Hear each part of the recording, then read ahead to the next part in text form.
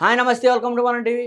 ఏదైతే మాజీ ఎమ్మెల్యే వల్లభనేని వంశీ నెల్లూరు కేంద్ర కార్యాలయానికైతే తరలించారు. అయితే కేంద్ర కార్యాలయంలో పోలీసులు పలు ఇబ్బందులు పెడుతున్నారని, అతనికి వెన్నుపోటు సమస్య ఉందని, తనకు మంచం కావాలంటూ మంకి పట్టు పట్టడం, అదేవిధంగా పోలీసులు ఎవరైతే ఉన్నారో లోపల వైద్య పరీక్షల అనంతరం అతనికి ఎటువంటి వెన్ను నొప్పి లేదంటూ కూడా తిరిగి అదే సెల్‌కైతే పంపించడం అయితే జరిగింది. అయితే పోలీసుల తీరునైతే తప్పుపడుతూ వల్లభనేని వంశీ భార్య అయితే పంకజశ్రీ అయితే పలు ఆరోపణలు చేశారు. అయితే పోలీసులు జైల్లో తన భర్తను చాలా హింసలు పెడుతున్నారని, చీకటి సెల్‌కైతే పంపిస్తున్నారని, ఏదైతే రిమాండ్ ఖైదీలు ఉంటారో రిమాండ్ ఖైదీలను ఏ రకంగా చీకటి సెల్‌కి పంపిస్తారో అంటూ కూడా ఆమె వ్యాఖ్యానించడం జరిగింది. అయితే తన వల్లభనేని వంశీ జైల్లో ఉన్న కారాగారం ముందైతే సుమారు ఒక 60 కెమెరాలు పెట్టడం జరిగిందని, 60 కెమెరాలు పెట్టి తన భర్తను అయితే వేధిస్తున్నారని, అదేవిధంగా వెన్నుపూసకు సంబంధించిన లాస్ట్‌లో టెయిల్ బోన్ ఏదైతే ఉందో గతంలో ఫ్రాక్చర్ అయిందని, ఆ ఫ్రాక్చర్ అయిన సందర్భంగా కింద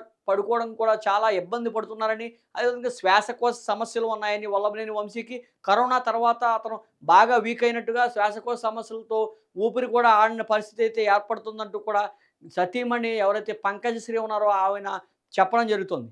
అయితే పంకజశ్రీ చెప్తున్న విషయాల్లో ఇంకొక కొత్త కోణం ఏంటంటే, సుమారు రూ. 20,000 కేవలం రూ. 20,000కే తన భర్త ఒక వ్యక్తిని కిడ్నాప్ చేశారంటూ కూడా పోలీసులు పెట్టడం తనకు ఆశ్చర్యాన్ని కలిగిస్తోందని, గత 2 సార్లు ఎమ్మెల్యేగా చేసి ఒక ట్రస్ట్ ద్వారా అనేక సేవా కార్యక్రమాలు చేసిన మా కుటుంబాన్ని పట్ల వల్లభనేని వంశీ పట్ల ఈ రకంగా ప్రవర్తించడం ఏంటి? కేవలం రూ. 20,000కి అతను కిడ్నాప్ చేస్తాడా అంటూ కూడా ఆమె ఆవేదన వ్యక్తం చేస్తున్న పరిస్థితి. అయితే పోలీసులు మాత్రం పూర్తి స్థాయిలో వల్లభనేని వంశీకి సంబంధించి అన్ని వైద్య పరీక్షలు చేశామని, ఆయనకు ఎటువంటి అనారోగ్య సమస్య లేనందునే ఆయన్ని ఇక్కడికి పంపించడం జరిగిందంటూ కూడా పోలీసుల వెర్షన్ అయితే చెప్పడం జరుగుతుంది. అదేవిధంగా పోలీసులు కూడా వల్లభనేని వంశీకి పట్ల సకల సౌకర్యాలు అయితే ఏదైతే ఒక ఖైదీకి రిమాండ్ ఖైదీకి ఏ విధంగా అయితే సౌకర్యాలు కల్పించాలో అన్ని సౌకర్యాలు కల్పిస్తున్నామని, వల్లభనేని వంశీ కూడా తనకు మంచం కావాలి, అదేవిధంగా తను ఈ సెల్‌లో ఉండను, వేరే సెల్‌లో ఉంటాను, తనకు వెన్ను నొప్పి ఉంది, ఇవన్నీ కూడా చెప్పడం జరుగుతుంది. అయితే ఈ వెన్ను నొప్పికి సంబంధించిన అయితే వైద్య పరీక్షల అనంతరం అతనికి ఎటువంటి ఇబ్బంది లేదంటూ కూడా పోలీసులు పంపడం జరుగుతుంది. అదేవిధంగా వల్లభనేని వంశీ భార్య ఎవరైతే ఉన్నారో, భార్య కూడా కేవలం ఈ రిమాండ్ ఖైదీలని ఎందుకని సెల్‌లో పెడుతున్నారు, ఎందుకని చీకటి గదిలో పెడుతున్నారు, అతన్ని మానసికంగా ఇబ్బంది పెట్టడానికి ఈ విధంగా పోలీసులు ప్రవర్తిస్తున్నారంటూ కూడా ఆరోపించడం జరుగుతుంది. అయితే జగన్మోహన్ రెడ్డి కూడా ఆమెతో మాట్లాడినట్టు వల్లభనేని వంశీకు ఖచ్చితంగా లీగల్‌కి సంబంధించిన ఎవరైతే పొన్నపోలు సుధాకర్ రెడ్డి ఉన్నారో సుధాకర్ రెడ్డిని కూడా ఇప్పటికి పంపించడం జరిగింది. ఈ కేసుపై అయితే వల్లభనేని వంశీకి సంబంధించిన కేసుపై అయితే జగన్మోహన్ రెడ్డి పూర్తి స్థాయిలో దృష్టి సారించారని, మరికొద్ది వారంలోనే నెక్స్ట్ వీక్‌లోనే ఖచ్చితంగా వల్లభనేని వంశీకి సంబంధించిన భార్య సతీమణి పంకజశ్రీని కూడా కలుస్తామని చెప్పి ఆ కుటుంబానికి ధైర్యం చెప్పే ప్రయత్నంగా జగన్మోహన్ రెడ్డి వస్తున్నట్లుగా కూడా ఆయన్ని పరామర్శించడానికి సిద్ధపడినట్లుగా కూడా చెప్పడం జరుగుతుంది. అయితే పోలీసులు మాత్రం ఖచ్చితంగా వల్లభనేని వంశీకి కనుక సౌకర్యాలు కల్పించాలంటే ఖచ్చితంగా కోర్టును ఆశ్రయించాలి. కోర్టు కనుక ఒప్పుకుంటే మాకు ఎటువంటి ఇబ్బంది లేదు. ఖచ్చితంగా ఏ ఖైదీకి సామాన్య ఖైదీకి ఏ రకంగా అయితే వసతులు ఉంటాయో అదే రకంగా అయితే వల్లభనేని వంశీకి కూడా సౌకర్యాలు కల్పిస్తున్నామంటూ కూడా చెప్పడం జరుగుతుంది. అయితే ఈ క్రమంలో పోలీసులు కూడా ఏదైతే ఎస్సీ, ఎస్టీ అట్రాసిటీ కేసుకు సంబంధించిన ఫైల్‌నైతే కూడా కోర్టులోకి సబ్మిట్ చేయడం జరిగింది. వల్లభనేని వంశీని 10 రోజులు విచారణకు అనుమతి ఇవ్వాలంటూ కూడా కోర్టునైతే కోరడం జరుగుతుంది. అదేవిధంగా వల్లభనేని వంశీకి సంబంధించిన సెల్ ఫోన్లు కూడా తమ స్వాధీనపరుచుకుంటామని కూడా కోర్టుకు అయితే కోరడం జరుగుతుంది. అయితే వల్లభనేని వంశీకి సంబంధించిన సెల్ ఫోన్‌లో ఏ రకమైన విషయాలు బయటపడతాయి అనేది కొంత ఆసక్తి అయితే నెలకొంది. వల్లభనేని వంశీకి సంబంధించిన ఫోన్‌లో ఎవరైతే టీడీపీ కార్యాలయంపై దాడి చేయడానికి ఎవరెవరు మాట్లాడారో, ఆ సమయంలో ఎవరి సిగ్నల్స్ ఎక్కడ ఉన్నాయి, ఎవరి ఆదేశాల ప్రకారం ఇతను ఈ రకంగా చేశాడు అనే కోణంలో కూడా పోలీసులు దర్యాప్తు చేసే అవకాశం ఉంది. అయితే వల్లభనేని వంశీని ఏదో రకంగా ఎక్స్‌ట్రాక్షన్ కేసులో ఇబ్బంది పెడుతున్నారంటూ కూడా పంకజశ్రీ ఆమె భార్య సతీమణి ఆరోపించడం జరుగుతుంది. పంకజశ్రీ ఖచ్చితంగా వల్లభనేని వంశీకి సంబంధించిన కేసులో కావాలనే తన భర్తను ఇరికిస్తున్నారని, ఏదో ఒక స నక్సలైట్‌నో, తీవ్రవాదినో చూసిన విధంగా అయితే చూస్తున్నారని, ఇబ్బందులు పెడుతున్నారంటూ కూడా ఆరోపించడం జరుగుతుంది. ఎవరైతే సత్యవర్ధన్ ఉన్నారో, సత్యవర్ధన్ కూడా తన భర్తకు వ్యతిరేకంగా అయితే ఇప్పుడు దాకా మాట్లాడలేదని, ఒకవేళ అతను వ్యతిరేకంగా మాట్లాడి ఉంటే ఈ పాటికే కోర్టులో సబ్మిట్ చేసేవారంటూ కూడా పంకజ్ శ్రీ చెప్తున్న పరిస్థితి అయితే ఉంది. అయితే ఈ నేపథ్యంలో పోలీసులు ఏ విధంగా చర్యలు తీసుకుంటారో, పోలీసులు కస్టడీలోకి తీసుకుంటే వల్లభనేని వంశీ మరిన్ని కేసుల్లో చిక్కుకునే అవకాశం ఉంటుందంటూ కూడా చెప్పడం జరుగుతుంది. అదేవిధంగా వల్లభనేని వంశీకి సంబంధించిన ఫోన్‌లో ముఖ్యమైన ఆధారాలు పోలీసులు సేకరించే పనిలో పడ్డారనేది చెప్పుకోవచ్చు.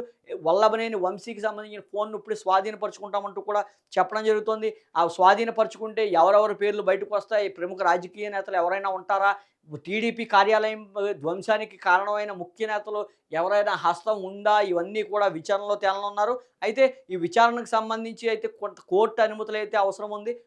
అనుమతులు ఇచ్చిన అనంతరం అయితే విచారణ వేగవంతం చేసే పరిస్థితి అయితే ఉంటుంది. 10 రోజుల పాటు విచారణకైతే వల్లభనేని వంశీని కోరుతున్నట్లుగా పోలీస్ తరపు నుంచి మనకు సమాచారం అందుతుంది.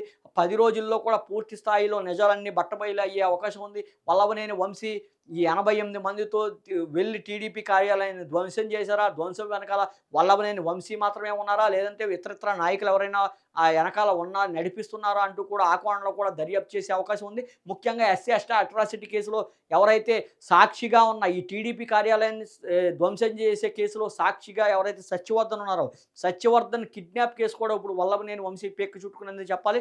ఈ కిడ్నాప్ కేసుకు సంబంధించి ఎవరు కిడ్నాప్ చేయమన్నారు? ఎందుకని కిడ్నాప్ చేశారు?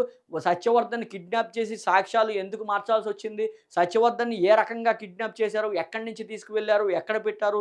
అతన్ని ఏ రకంగా బెదిరించారు? అదేవిధంగా బెదిరించి ఏమని నివేదిక అయితే కోర్టులోకి ఇవ్వకపోతే ఏ రకంగా తన కుటుంబానికి హాని చేస్తామంటూ కూడా బెదిరించారంటూ కూడా కొంత సమాచారం అందుతుంది. ఈ క్రమంలో అయితే ఈ పరిస్థితులన్నీ కూడా ప్రశ్నల వేటలో అయితే ఉచ్చులో అయితే వల్లభనేని వంశీ చిక్కుకునే పరిస్థితి అయితే ఉంది.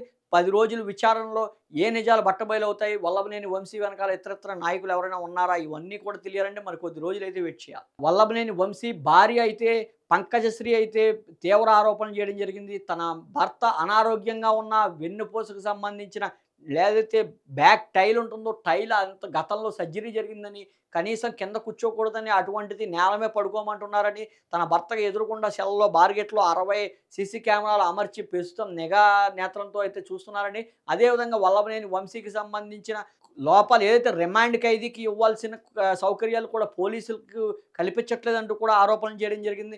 అయితే పోలీసులైతే దీన్ని పూర్తి స్థాయిలో కొట్టివేశారు. వల్లభనేని వంశీ ఆరోగ్యం నిలకడగా ఉందని, మెంటల్‌గా కూడా స్టేబుల్‌గా ఉన్నారని, అదేవిధంగా ఒక రిమాండ్ ఖైదీకి ఏ విధంగా అయితే సౌకర్యాలు ఇవ్వాలో అవన్నీ కూడా ఇస్తున్నామని, ఇతరత్రా సౌకర్యాలు కావాలంటే ఖచ్చితంగా హైకోర్టు నుంచి కానీ, ఏదైనా కోర్టు నుంచి కానీ ఉత్తర్వులు తీసుకొస్తే కానీ ఖచ్చితంగా అదే విధంగా సౌకర్యాలు కల్పించడానికి తాము సిద్ధంగా ఉన్నామంటూ కూడా పోలీసులు వెర్షన్ అయితే చెప్పడం జరుగుతుంది.